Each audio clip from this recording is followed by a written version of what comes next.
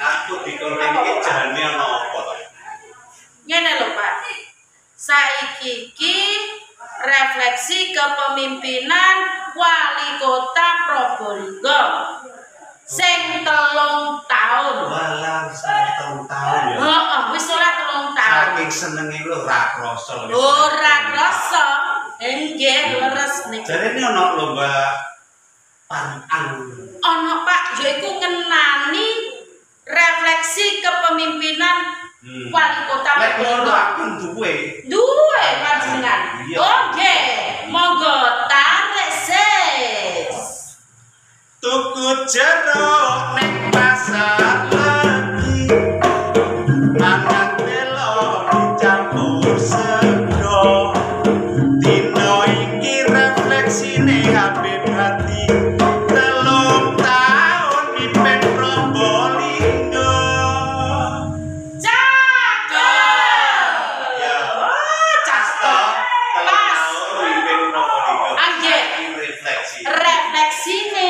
Sampeyan duwe apa ora? Oh, jelas duwe. Aku gak kalah karo panjenengan. Jajali. Nggih. Nek lagu di tuku akarek dibungkus godhonge jati. Habib Hadi pancen merakyat ora tau janji-janji. Dulur-dulur piye? Cakep. Pakaiane sampeyan Nggih. Pancen ya pribadi iki yo merakyat ya. Merakyat Dekat banget. dengan rakyat. Anjir leres niku. Iya, Dekat dengan rakyat. janji. Ndak tahu terbukti nyata. Aku sih duwe siji maneh. Sing duwe Bapak. Iya. Oh nggih monggo tarik. Neng Ketapang tuku putu, enake ngopi dicampur susu. Tak sawang-sawang Probolinggo tambah maju. Kuwi Habib Hati wilujeng rahayu. Wah.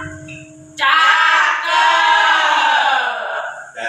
Dadi pripun Pak? awake Kesimpulan dhewe iki. iki wis kareng ndongakno. Nggih, nggih. Oh, Habib Hati iki tambah sehat wilujeng rahayu. Amin. Kepemimpinan beliau selama 3 tahun ini membuat Probolinggo tambah maju. Nggih. Banyak prestasi ini. Sarjo Aman dulu prestasi. apa wae prestasine Pak? Prestasi ini ya antara lain ya kota layak anak. Kota anak. Wah, mantep iku. Nomor 2. Nomor 2.